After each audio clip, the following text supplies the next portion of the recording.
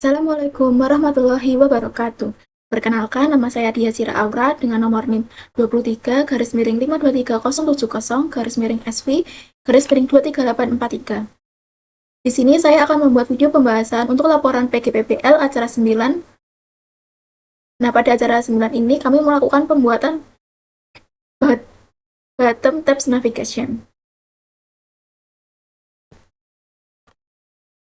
Pengembangan aplikasi mobile saat ini semakin berkembang seiring dengan meningkatnya kebutuhan pengguna terhadap kemudahan akses informasi dan layanan digital. Salah satu pendekatan yang banyak digunakan adalah pemanfaatan framework cross-platform, seperti React Native, yang memungkinkan pengembang menulis satu baris kode untuk dijalankan pada berbagai sistem operasi, sehingga lebih efisien dibandingkan pengembangan natif murni. Menurut Lestari dan Masito, tahun 2022, React Native merupakan framework pengembang aplikasi mobile lintas platform Android dan iOS yang dikembangkan oleh Facebook. Berbasis JavaScript dengan sintaks gabungan antara JavaScript dan XML yang dikenal sebagai JSX. Selain itu, menurut Wiguna et al. Tahun 2018, React Native juga menyediakan komponen khusus untuk platform iOS dan Android yang memungkinkan pengembang membangun antarmuka pengguna dengan tampilan dan performa layaknya aplikasi natif pada kedua sistem tersebut. Dalam mobile berbasis React Native, sistem navigasi berperan penting untuk mengatur perpindahan antar halaman agar alur penggunaan menjadi efisien dan mudah dipahami. Salah satu bentuk navigasi yang umum digunakan adalah bottom tabs navigation, yaitu navigasi dengan beberapa tab di bagian bawah layar yang memudahkan pengguna berpindah antar fitur utama tanpa kembali ke halaman sebelumnya. Menurut dokumentasi React Native, komponen ini dapat diimplementasikan melalui @React Navigation bottom tabs, yang memungkinkan setiap tab terhubung dengan halaman berbeda dan dapat dikustomisasi dengan icon, label, serta warna aktif dan tidak aktif. Penggunaan bottom tabs navigation dinilai efektif karena memberikan akses cepat ke fitur utama aplikasi, meningkatkan pengalaman pengguna atau UX, serta menjaga konsistensi tampilan pada berbagai platform. Dengan dukungan React Native sebagai framework lintas platform, pengembang dapat menciptakan navigasi yang menarik, responsif, dan memiliki performa layaknya aplikasi natif. Selanjutnya adalah tahapan praktikum. Yang pertama, pembuatan file mahasiswa.tsx. Pembuatan file mahasiswa.tsx dilakukan di dalam folder apps dan juga tabs di sini. Yang kedua, penambahan komponen flatlist. Komponen flatlist ditambahkan dengan cara men-copy paste script dari dokumentasi React Native. Flatlist sendiri merupakan salah satu komponen bawaan dari React Native yang digunakan untuk menampilkan daftar data dalam bentuk scrollable list, atau daftar yang bisa gulir. Ini merupakan hasil dari script flatlist. Yang ketiga, penambahan tabs mahasiswa. Penambahan tabs dilakukan dengan menambah icon terlebih dahulu untuk tabs mahasiswa di file icon symbol.tsx. Icon yang ditambahkan adalah icon person. Lalu selanjutnya penambahan tabs mahasiswa dilakukan pada file layout.tsx. Ini merupakan script untuk menambah tabs mahasiswa. Script tersebut digunakan untuk menambahkan satu tabs bernama mahasiswa pada navigasi bawah aplikasi React Native menggunakan komponen tabs.screen. Properti name mahasiswa menjadi identitas halaman yang akan ditampilkan, sedangkan option berisi pengaturan tampilan tabs. Di dalamnya terdapat title mahasiswa yang menentukan label yang muncul di bawah icon, dan tab bar icon menampilkan icon berbentuk orang. Di sini ikonnya bernama person.fill dengan ukuran 28 pixel. Warna icon akan menyesuaikan status tabs aktif atau tidak aktif, sehingga pengguna dapat dengan mudah mengenali dan berpindah ke halaman mahasiswa pada navigasi aplikasi. Keempat, pembuatan halaman from input. Pembuatan halaman from input dilakukan di dalam folder apps. Selanjutnya, yang kelima, penambahan komponen text input. Komponen text input ditambahkan dengan cara men-copy paste script dari dokumentasi React Native.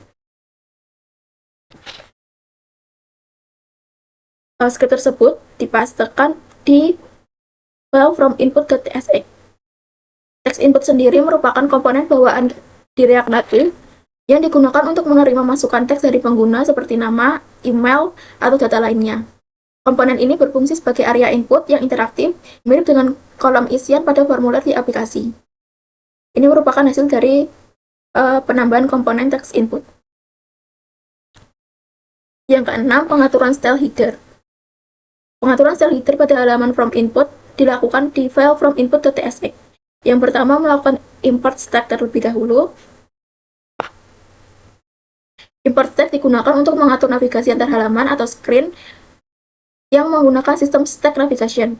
Dalam sistem ini, setiap kali pengguna berpindah ke halaman baru, halaman tersebut ditumpuk atau stacked di atas halaman sebelumnya seperti tumpukan kartu. Pengguna dapat menekan tombol back atau kembali ke halaman sebelumnya. Lalu selanjutnya mengubah judul header. Mengubah judul header dilakukan dengan menggunakan properti option pada stack.screen. Ini title-nya diganti dengan from input. Dan ini merupakan hasil dari pengaturan style header. Selanjutnya, yang ketujuh, pengaturan style komponen text input. Pengaturan style dilakukan dengan menambah text input untuk nama, name, kelas, dan mengatur tata letaknya. Pengaturan style dilakukan dengan mengatur margin, height, padding, border radius, font size, dan juga font weight. Ini merupakan hasil dari text input yang sudah diatur stylenya. Lalu yang ke-8, penambahan komponen button. Penambahan komponen button pada halaman from input di file from input.tsx. Yang pertama, melakukan import button terlebih dahulu. Import button dilakukan dari library React Native. Lalu yang kedua, menambah button di dalam elemen view dengan text save dan menambah alert yang berfungsi untuk menampilkan pesan saat tombol ditekan. Lalu yang ketiga, mengatur style button yang dilakukan dengan menambahkan margin di button tersebut. Mengatur style button melalui objek style sheet dengan memberi margin sebesar 12 agar posisi tombol terlihat lebih rapi dan memiliki jarak dari elemen lain. Yang ke-9, penambahan komponen section list.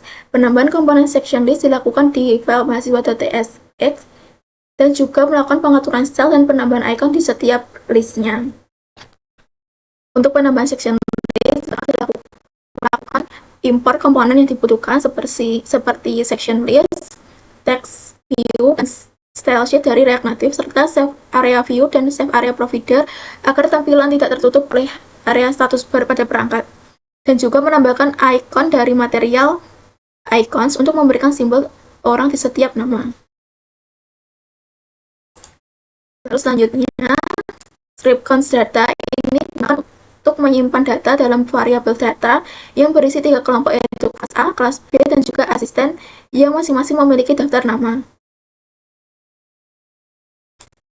Selanjutnya yaitu cons apps yang digunakan untuk menampilkan data per kelompok. Fungsi item ini digunakan untuk menampilkan setiap nama dalam bentuk kotak dengan icon di sebelah kiri, sedangkan render section header digunakan untuk menampilkan judul kelompok seperti kelas A, kelas B, dan juga asisten. Lalu selanjutnya adalah cons style yang digunakan untuk mengatur style di mana setiap item diberikan warna latar yang berbeda, padding, serta border radius agar tampak lebih halus. Sementara itu, header tiap section dibuat lebih besar dan lebih tebal agar mudah dibedakan dari daftar nama. Dengan begitu, hasil akhirnya adalah tampilan daftar nama siswa yang dikelompokkan berdasarkan kelas dengan tampilan yang bersih dan profesional. Dan ini merupakan hasil dari sections. Hasil dari kesini. Ini merupakan hasil dari acara 9. Yang pertama adalah halaman from input yang sudah terdiri dari nama, name, kelas, dan juga button save. Lalu yang kedua adalah halaman tabs mahasiswa. Ini merupakan halaman tabs mahasiswa yang berisi komponen section list yang masing-masing list terdapat icon. Cukup sekian video pembahasan PGBPL acara 9 saya. Mohon maaf jika ada salah kata. Wassalamualaikum warahmatullahi wabarakatuh.